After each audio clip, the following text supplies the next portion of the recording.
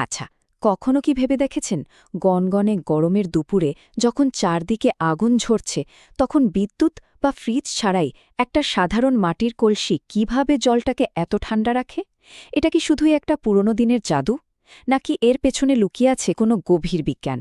চলুন আজ এই খুব সাধারণ একটা জিনিসের পেছনের অসাধারণ রহস্যটা জেনে নেওয়া যাক। প্রশ্নটা খুবই সহজ, তাই না? কিন্তু এর উত্তরটা কিন্তু আমাদের প্রকৃতির একটা দারুণ মৌলিক নিয়মের দিকে নিয়ে যাবে। মানে কোনো বাইরের শক্তি ছাড়াই একটা পাত্র নিজেকে ঠান্ডা রাখছে কিভাবে সম্ভব? চলুন এই ধাঁধার উত্তরটাই আজ আমরা খুঁজব।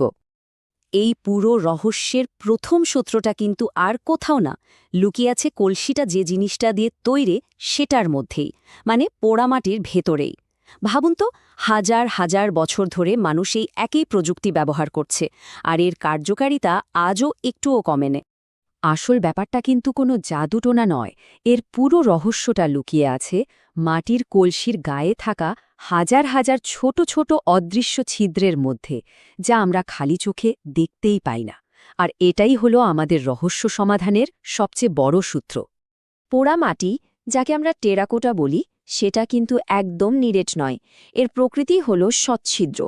এর মানে হল এর সারা গায়ে লক্ষ লক্ষ অতি ক্ষুদ্র আণুবীক্ষণিক ছিদ্র থাকে।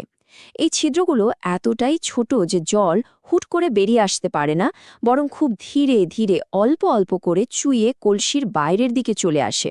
আর মানুষ প্রায় 10,000 বছর ধরে মাটির এই সাধারণ গুণটাকে দারুণভাবে কাজে লাগিয়ে আসছে।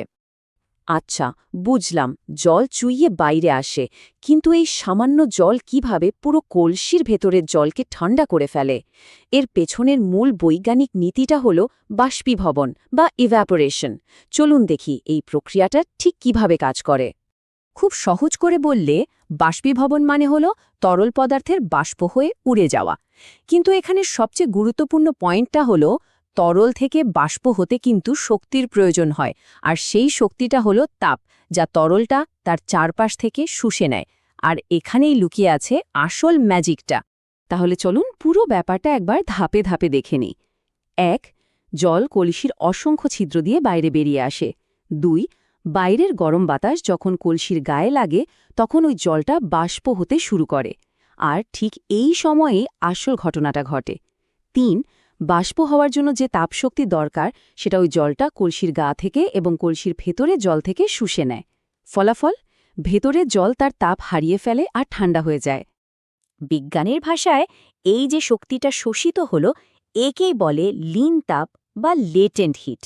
এটাকে লুকানো তাপ বলা হয়, কারণ এটা জলের তাপমাত্রা বাড়ায় না, শুধু তার অবস্থাটা বদলে দেয়, মানে তরল থেকে বাষ্প করে দেয়। আর এই লীন তাপই হল মাটির কলসির প্রাকৃতিক কুলিং সিস্টেমের মূল ভিত্তি। কিন্তু এই প্রাকৃতিক উপায়টা আসলে কতটা কাজের? শুনলে অবাক হবেন যে এই পদ্ধতিতে একটা মাটির কলসি বাইরের তাপমাত্রার চেয়ে ভেতরের জলের তাপমাত্রাকে 5 থেকে 10 ডিগ্রি সেলসিয়াস পর্যন্ত কমিয়ে ফেলতে পারে। ভাবা যায়, কোনো বিদ্যুৎ খরচ ছাড়াই এতটা ঠান্ডা?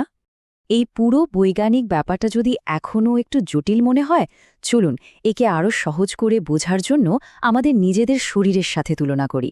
প্রকৃতি কিন্তু একই নিয়ম বিভিন্ন জায়গায় ব্যবহার করে, আর এটা তার একটা দারুণ উদাহরণ। ব্যাপারটা ঠিক আমাদের শরীরের মতো। গরমে যখন আমাদের শরীর ঘেমে যায় তখন কেমন ঠান্ডা লাগে বলুন তো? কারণ আমাদের ত্বকের ছিদ্র দিয়ে ঘাম বেরিয়ে আসে, আর সেটা যখন বাষ্প হয়ে উড়ে যায় তখন শরীর থেকে তাপ শুষে নেয়, ফলে আমাদের শরীর ঠান্ডা হয়। মাটির কলসিও কিন্তু হুবহু একই কাজটা করে। দারুণ না ব্যাপারটা? মাটির পাত্রের কাজ কিন্তু শুধু জল ঠান্ডা রাখা পর্যন্তই শেষ নয়। এই প্রাচীন প্রযুক্তি, যা পৃথিবীর অনেক জায়গায় জিরপট নামেও পরিচিত, আজকের দিনেও খাবার দাবার সতেজ রাখতে এক অবিশ্বাস্য ভূমিকা রাখে। চলুন দেখি কিভাবে। এই পার্থক্যটা একবার দেখুন। একটা সাধারণ মাটির পাত্র ব্যবহার করে যে টমেটো মাত্র 2 দিন ভালো থাকে, সেটাকে 20 দিন পর্যন্ত তাজা রাখা যায়। যে ঢেঁড়স 4 দিনে নষ্ট হয়ে যায়, সেটা ভালো থাকে 17 দিন। বিশেষ করে যে সমস্ত জায়গায় বিদ্যুৎ বা ফ্রিজের সুবিধা নেই, সেখানকার মানুষের জন্য এই প্রযুক্তিটা তো একটা আশীর্বাদ। গরম আর শুষ্ক আবহাওয়ায় যেখানে চোখের সামনে শাকসবজি নষ্ট হয়ে যায়, সেখানে এই সহজ প্রযুক্তি কৃষকদের জীবন বদলে দিতে পারে। এটা শুধু যে টন টন খাবারের অপচয় বাঁচায় তাই নয়, বরং তাদের আর্থিক সচ্ছলতাও বাড়াতে সাহায্য করে। আর আজকের দিনেও কিন্তু মাটির পাত্রের প্রাসঙ্গিকতা একটুও কমেনি। প্রথমত, এটা পরিবেশ বান্ধব, কোনো প্লাস্টিক দূষণ নেই। দ্বিতীয়ত, স্বাস্থ্যের জন্যও ভালো, কারণ এতে কোনো ক্ষতিকারক রাসায়নিক থাকে না। অনেকে তো এটাও বলেন যে মাটির পাত্রের জলের স্বাদই অন্যরকম, বেশ মিষ্টি। আর সবচেয়ে বড় কথা হলো, এটা আমাদের স্থানীয় কারিগরদের ঐতিহ্য আর অর্থনীতি দুটোকে বাঁচিয়ে রাখতে সাহায্য করে। আচ্ছা, মনে একটা প্রশ্ন তো আসতেই পারে, তাই না? এই প্রযুক্তি যদি এতটাই কাজের হয়, তাহলে সব জায়গায় সবাই এটা ব্যবহার করে না কেন? আসলে এর কার্যকারিতার কিছু সীমাবদ্ধতাও আছে। এর কার্যকারিতা পুরোপুরি নির্ভর করে আবহাওয়ার ওপর। এটা সবচেয়ে ভালো কাজ করে গরম আর শুষ্ক আবহাওয়ায়, যেখানে বাতাসে জলীয় বাষ্প কম থাকে। কারণ বাতাস যত শুকনো হবে, বাষ্পীভবন তত দ্রুত হবে আর কলসিও তত বেশি ঠান্ডা হবে।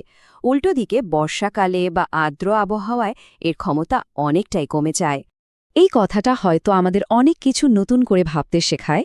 ৫০ বছরের প্লাস্টিকের চেয়ে ১০,০০০ বছরের ঐতিহ্যকে বেছে নিন। আসলে কখনো কখনো সবচেয়ে সহজ আর পুরনো সমাধানগুলোই সবচেয়ে সেরা আর টেকসই হয়।